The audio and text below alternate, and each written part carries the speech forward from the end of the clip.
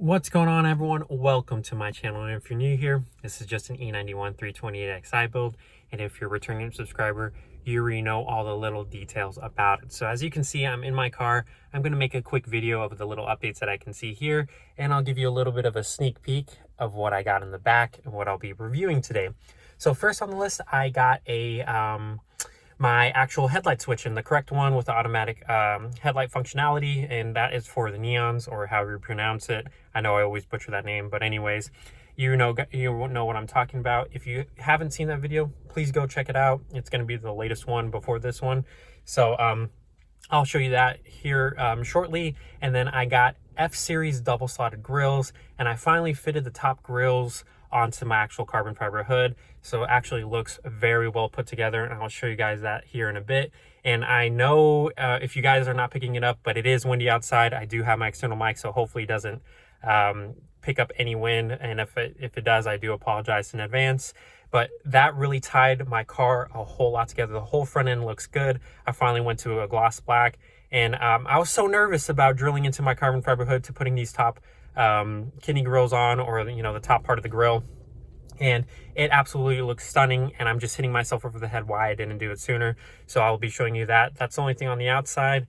And then the third thing is I finally got my cargo cover in from Germany. That was a very long process in coming in. It took about a month to a month and 2 weeks, so a month and a half, maybe month to month and a half to get in, but I finally got it in, and it looks absolutely awesome from the inside. But the fourth thing is that I'm going to be getting a carbon fiber diffuser for the rear. It's going to replace the current M Sport, the plastic diffuser, and it's going to come with fins in it as well. And what I do want to also add, there may be a two-part video for the carbon, or for the rear diffuser install.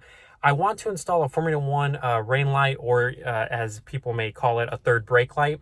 It's going to be installed into the diffuser. So you guys let me know, comment down below if I should or should not do it. I do love the look of it, and of course the functionality of it. There are certain brake lights that come with numerous functionalities to it, such as a blinking functionality for when you're in the rain, and BFD, which is a brake light force display functionality in it, which I would also love to have, because as I do sometimes go to the track and do an autocross, and of course it would be also good to have just in everyday traffic here in Texas, which is very trafficy all the time. So of course it's more for safety, and I do love the look of it as well. So safety and looks, so that's a good functionality to me. So let's get outside, and I'm going to try to cover the mic in my hoodie as best as possible for you guys, so you guys are not picking up any types of crappy wind. So let's get to it. So since I'm in my car, let's just start off with the first update. The first update that I have for you is the actual correct headlight switch, since I do have the adaptive/neon headlights. This is the correct one because it has an automated headlight switch. The other one that I had still worked. I mean, to any other person, they probably wouldn't care, but to me, I want all the functionalities that I had originally with my car, and I didn't want to delete the automatic headlight function, even though I don't use it. But anyways, this is the correct one, and if you need more information about this, just check out my last video, and I go into detail about it.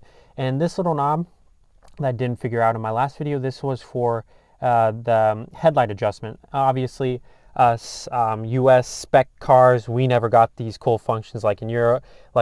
So anyways, this is the correct one. I think I need to code this in. I do not have iDrive, obviously. I have a single hump, which I do not really care, but I just needed to figure out and code this in, and then I will probably return with that video. But now all the functions work, super happy with it. And then let's head out to the outside so I can show you the F-Series grills that I'm actually very much in love with, and it only costs $30. So let's get to it. So hood popped for you guys. I'll show you guys with it closed, but this is how it looks open. And the only con that I can see, or the only con that I don't like about it, is just the hardware that I use. Of course, that's easily changed, but this is a look of the actual double slotted grills, and actually really updates the car a lot compared to the single ones that I had. It just makes it look very new and fresh. So let's get to it on what I had to do in order to get this beautiful fitment, because these grills, of course, they're meant for a stock hood, and a carbon fiber hood it's going to have a little bit of imperfections, especially with fitment things such as this off the top grille part for the pre-LCI model. So what I did here was, first and foremost, I got carbon fiber wrap just to protect the carbon fiber underneath. I know it doesn't really make sense, but I'm very OCD about these things. And as you can see here, I cut and shaved these parts of the grille in order for it to fit. It doesn't ruin any type of rigidity to it or functionality. It's very bolted in there. And of course, upgraded some hardware to this, put some just washers and some nice screws. And it actually looks very well put together. Obviously, when you open up the hood, you can see through here, but when you actually have the hood closed, you guys can't tell anything, and I'll show you from this angle too. There is no gaps, there's nothing in there. So that's what I had to do in order to get it to this functionality. I didn't record it, obviously, because I was going into this blind and I wanted to make sure that I was giving you guys the right information. So if you guys do have a carbon fiber hood and are wanting to do this, just let me know and I'll help you out. But let me just lock this in place so you'll see the fitment of it closed. And again, you're not really going to be seeing the grills unless you're going from this angle. You're seeing the screws, but no one's ever like that. Everyone's always walking up from up here. You don't even see it. And again, let me show you guys another angle of it. It very looks much well put together, so I'm very happy with this. Let's move on to the back of the car, and this is going to be the cargo cover. There's only one con to it, and I'll show you guys that shortly. So one functionality of it, hopefully it works. No.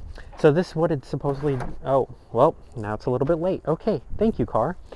So the reason why for this is happening, it's a little bit of a delay, is because the con to this is that when, as you can see here in the corners, there's a very little small tab, and there's not enough, I guess you can say, what would you like to call it? I guess force keeping this in. So when you go over a bump, it pops up on you and you're unable to see out the rear.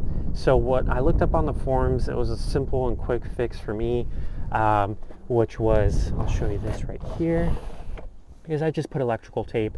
You can't really see it, and of course I think I'm going to upgrade to shrink wrap so it looks a little bit better than the electrical tape, and I'm going to put it on both sides. I don't care if I lose the functionality of the glass when it pops up.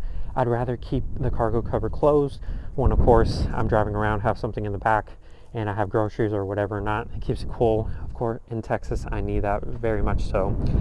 But anyways, that's the only function that I'm going to lose out of this. But let's get on to the more functions of this cargo cover, because there's actually a pretty good amount.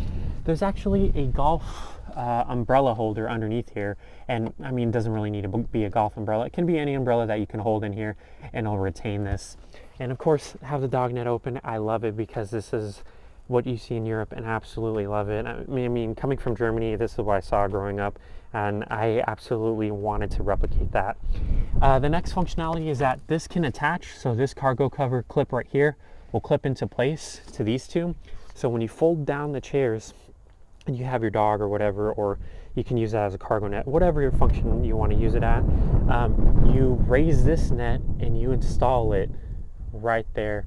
If you can see, those are the little openings, and I'll show you guys right here of what I'm talking about.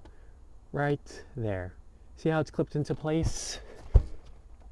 That's all that the functionality does, which is great. I mean, no one really does reviews about this, and obviously because everyone's in Europe, they already know everything about this. But here in the States, I wanted to give you guys a little PSA on how to fix this issue with the cargo cover. Like I said, I'm going to put it on both because this still pops up on me with taped on one side. So I'm going to do both because this has little wheels, and that's why it's super easy on popping up when you drive.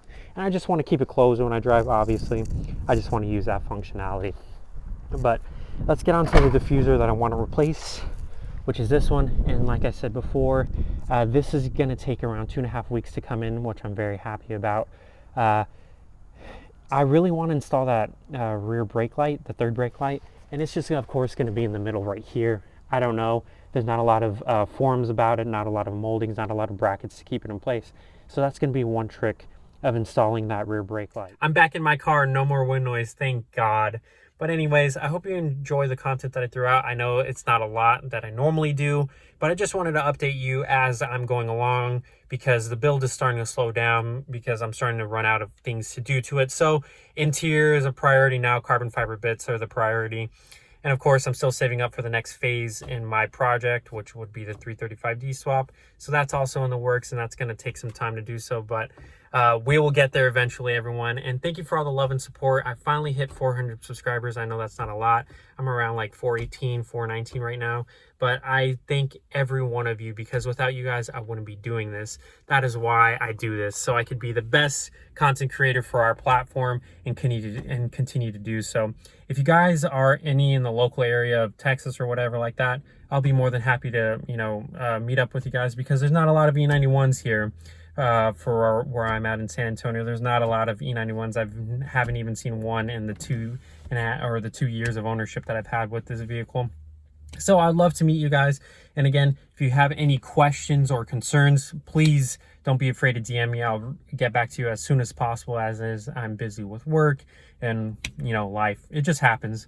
But anyways, I hope you guys are having a great evening, great afternoon, or great morning whenever you guys are watching this video. And please stay safe out there.